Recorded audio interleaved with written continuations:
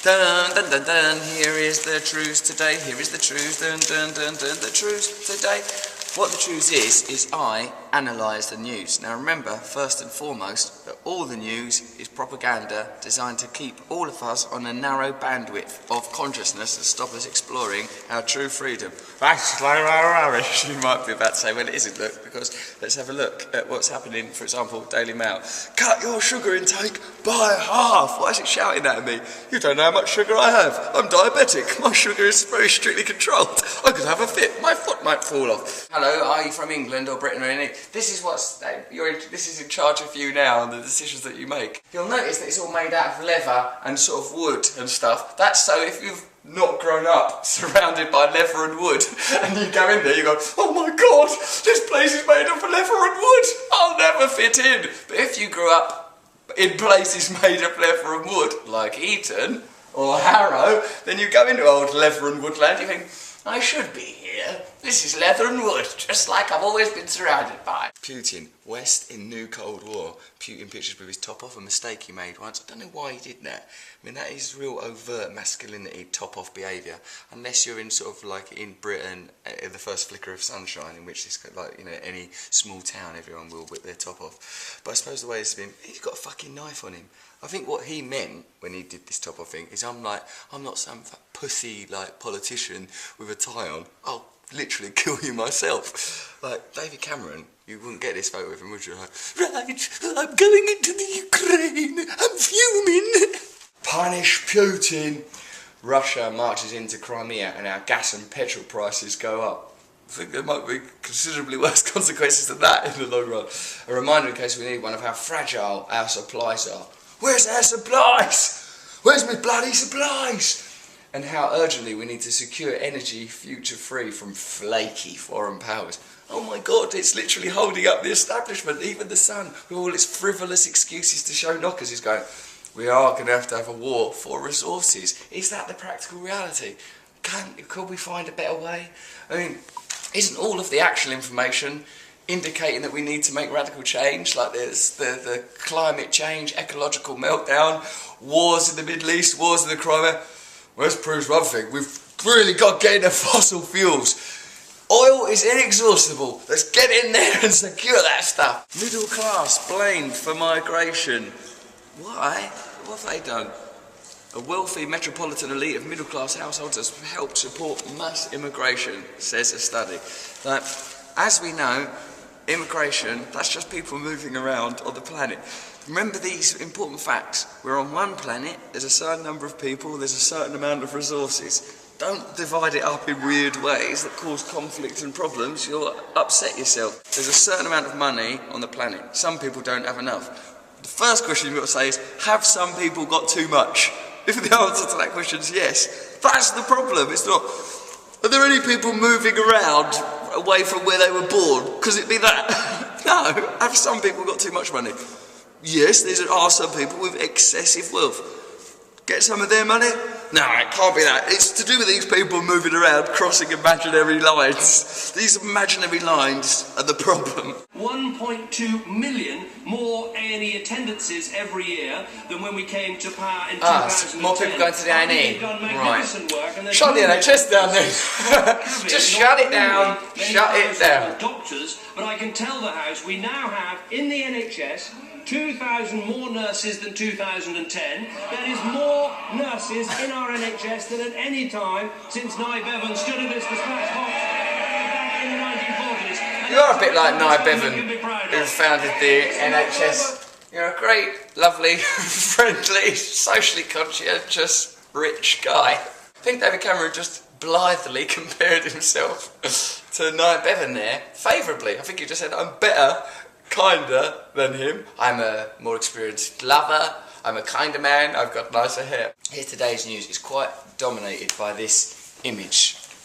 No matter what paper you're looking at, you will be looking at a photograph taken by Bradley Cooper, the actor, of a lot of other famous people. You have to scrutinise them a bit to sort of know who they are. But like, what's interesting about this is really all they want to do is print a photograph of famous people, so they have to go, the truth about Oscar's selfie that made Twitter crash. What is the truth about? I mean, How did this... I mean, what's going on? Well, I think it's pretty self-evident that someone held up a camera. And then The Guardian, see, look, I was thinking about The Guardian, I'd like sort of, like if I was to choose a newspaper that I've got an allegiance to, it would be The Guardian. I've written in The Guardian, I think of it as sort of kind or something, Edward Snowden thing that it done. But look, it's still talking about the same sort of rubbish. I mean, it's still, like Daily Mail, like where's the real choice? This is what I sort of mean about that sort of like the cultural and political sphere. Was A-list selfie just a stunt for the sponsors? It almost certainly was, actually, because the next day there was a tweet from Ellen saying, you know, oh, I've got a Galaxy phone. Would you like a Galaxy phone? And I notice here it was a Galaxy phone. So, I mean, the Daily Mail is actually right. There is a truth behind that, and the truth is that it's that it was probably a staged corporate event, which is a shame because I suppose like of these people, have I ever met any of them? I mean, I know Ellen. I've met Ellen. She's a sort of a nice person, but she has a chat show, so she'll get, you know, and the talk show is sponsored, and will have a relationship with companies like Samsung, and so yeah, I guess this right. So even this, like, that's because the thing about it, I suppose, like the selfie phenomenon is we can all do it. Even this now is shot on very accessible. Even this is shot on accessible technology. So I suppose we find it appealing that that these Hollywood actors are accessible, but of course they are all just ordinary people. And really, I suppose what this is a story about is becoming clear. Is that behind the bonhomie of the photograph, behind the jocundity of the Oscar ceremony itself, jocundity, the sort of the glamour, the glitz, it's like really it's just selling us constantly an idea, and like, you know, like, and it's not like you can just sell products. You need to sell the entire context for products. You have to sell the concept of glamour. You have to sell the whole thing. So it's like, so that the movies, the newspaper, all of it creates a frequency of consciousness that's constantly spellbinding you into a state where a Galaxy phone seems like a good idea. There's that selfie thing, now the Lego version of that selfie, which it turns out was just to inspire us to buy sort of, you know, cameras. Look at the black Lego people. If you, what, so yellow is white then? Yellow is white, that's standard. Black has to be re-rendered as black, but yellow, that's white. So now we know that Lego is racist. Racist Lego, racist Lego. Lego back to your own country. Yeah, this is meaningless. That's why I say things like don't vote. Not because I think, you know, sit around on a settee smoking marijuana all day, just because that don't do nothing for your life. You can see it's a sort of bizarre television programme. Not even a very good one. It's not as good as, say, for example, I don't know, what else is on? It's not as good as Bargain Hunt. Look, at least you've got that sort of a lovely British high street. Open, close, nice, actual information. Bargain Hunt with this guy and these people will give you more information. We're going to need to hunt down a bargain to replace our world's depleted resources. The thing about this, right, is like, do you, like, they're not, right, breast cancer. Now, alright, Chris, breast cancer is obviously an important issue, but do you for 1 second believe that the Sun have gone, we've got to do something about breast cancer? We have, haven't we? Yeah, I mean, it's everywhere, the bloody thing. Right, well, is there anything we could do? What about we use page-free girls? No. What the Sun have done is, look, it's fucking really getting hard to justify page-free girls now, 2014. People have really had enough. What if we said it was to help cancer? Oh, that's a bit low, isn't it? Could we do that? Yes, I think we can. It's about breasts. So they'll literally do anything to keep page-free going.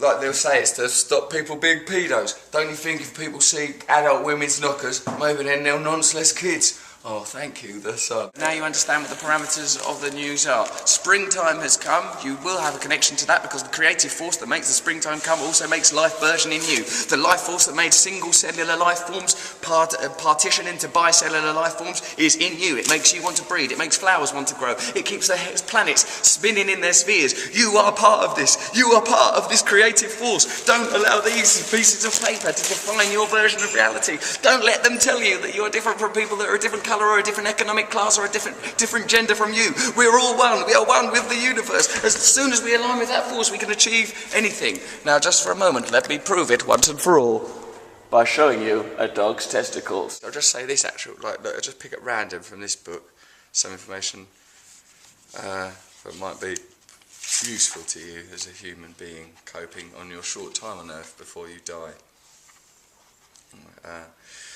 Dun, dun, dun. Creating thoughts, holding on to thoughts, recalling thoughts, generating emotions, controlling emotions, and disciplining powerful inner drives all require tremendous expenditure of energy. Where does all the energy come from? Why is there energy inside you sometimes and not at other times? Have you noticed that when you're mentally and emotionally drained, food doesn't help that much? Conversely, if you look at the times in your life when you're in love or excited or inspired by something, you were so filled with energy that you didn't even want to eat. The energy we're discussing does not come from the calories your body burns from food. There is a source of energy you can draw upon inside. It is distinct from the outer energy source. All these things tie us to the external material world instead of helping us journey within ourselves, where there is a limitless source of power which we could use to change the world. This is the Trews. Regret the name already. Hello, hello there. Subscribe to my YouTube channel. What? Just subscribe. Oh yeah, no. Just don't think about it. Subscribe to a YouTube channel.